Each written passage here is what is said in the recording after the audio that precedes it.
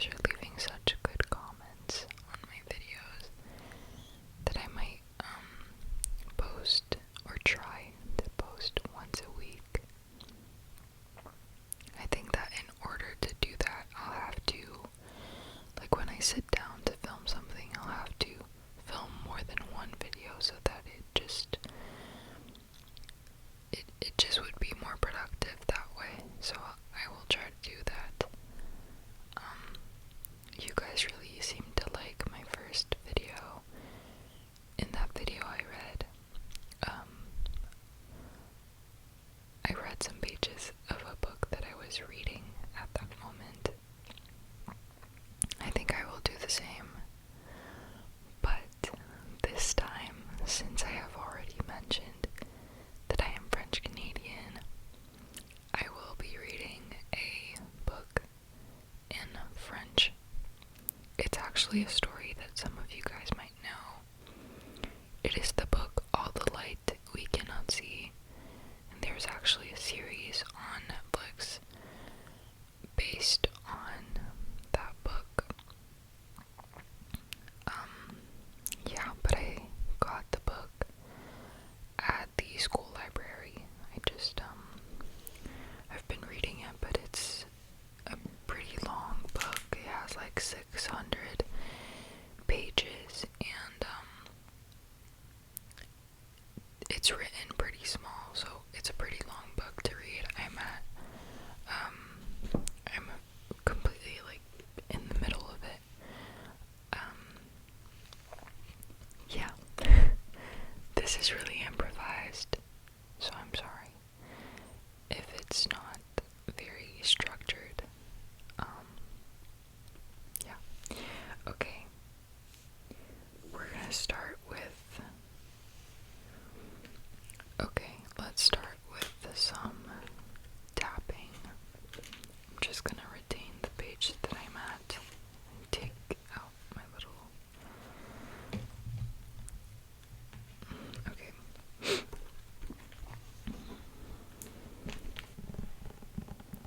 I don't have any nails right now.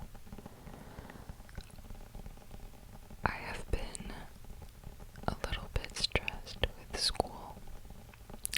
Let me tell you something about school. So, I'm in university, and the thing with my program is that they offer,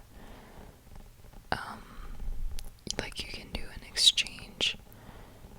I don't know if that's what it's called in English, I'm not sure, but basically you can just go study in Belgium for 4 months, and it's something that really interests me because what's fun about Europe is that all the countries are close, which is very different from Canada. Like from Quebec, if you want to go to BC,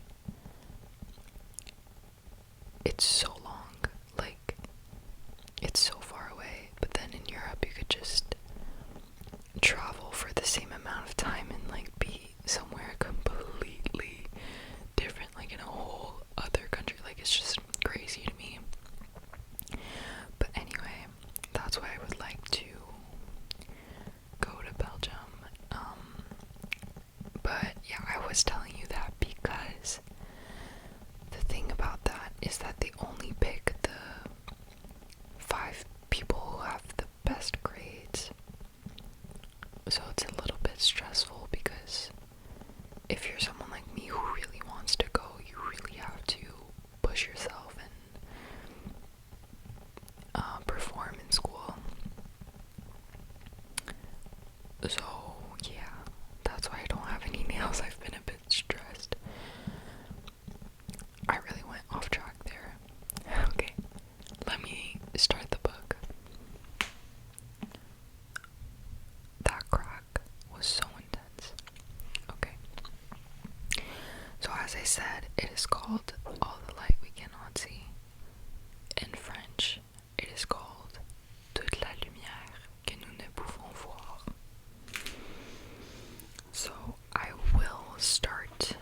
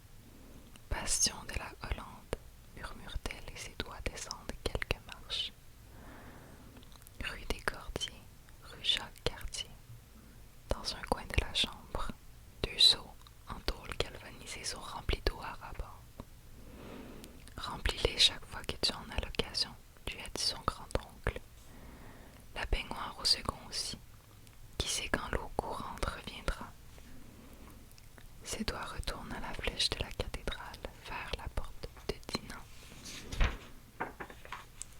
Pendant toute la soirée, elle s'est promenée, ainsi à travers cette maquette, attendant son grand-oncle Étienne qui est sorti la veille, tandis qu'il dormait, qui n'est pas encore rentré. Maintenant, il fait nuit de nouveau. L'aiguille a fait le tour du cadran. Tout le quartier est calme et elle ne parvient pas à dormir. Elle commence à entendre les bombardiers au moment où ils ne sont plus qu'à 5 kilomètres. Un bruit de fond qui augmente. La rumeur dans un coquillage. Lorsqu'elle ouvre la fenêtre, ce bruit est plus prononcé. Sinon, la nuit est d'un calme sinistre. Ni moteur, ni voix, ni fracas. Pas de sirène. Pas de bruit de pas sur les pavés, pas même de mouettes. Juste la marée qui vient lécher les murailles tout près. Mais ce n'est pas tout. Quelque chose flotte tout près, repoussant la persienne de gauche. Elle passe les doigts sur celle de droite, une feuille de papier coincée entre les lattes. La porte à ses narines, odeur d'encre fraîche, de gasoil, gasoil. Je ne sais pas c'est quoi ce mot. Peut-être. Papier neuf, il n'est pas dehors depuis longtemps. Marie-Laure reste postée à la fenêtre hésitante. En chaussettes, dos à la chambre avec le coquillage disposé au-dessus de l'armoire. Les galets le long des plaintes. Sa canne est calée dans l'angle. Son gros roman en braille latent, ouvert et retourné sur le lit. Le grondement des avions s'amplifie. Okay, we're changing chapters now.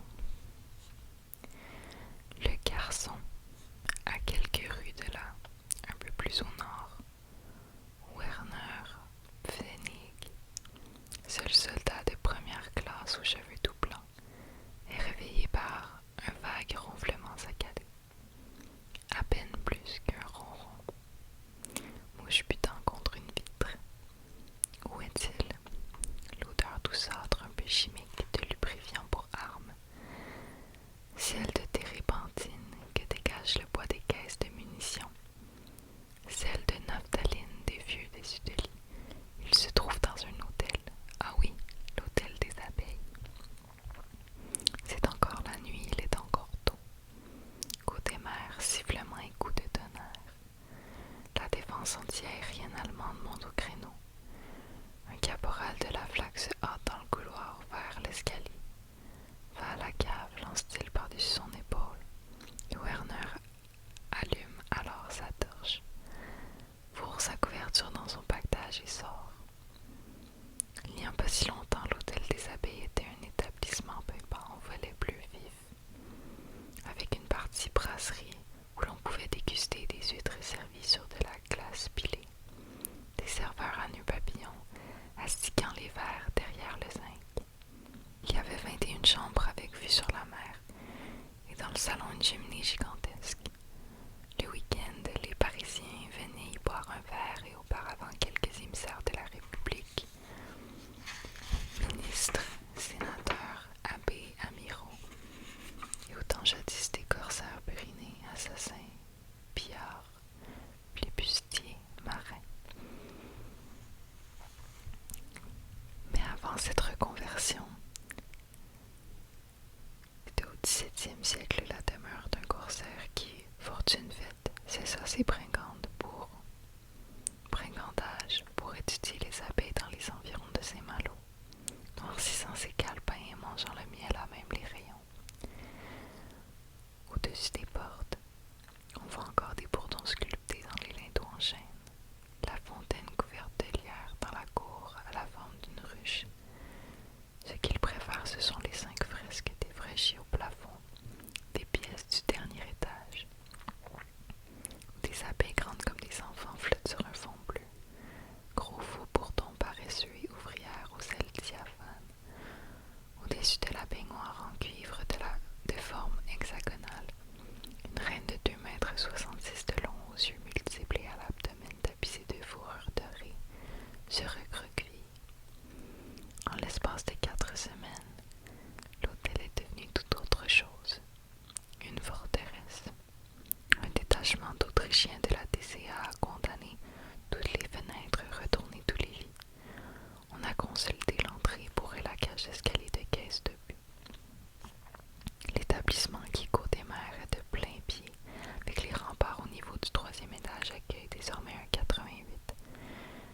pièces d'artillerie antiaérienne qui tirent des obus de 9,4 kg avec une portée de 15 km.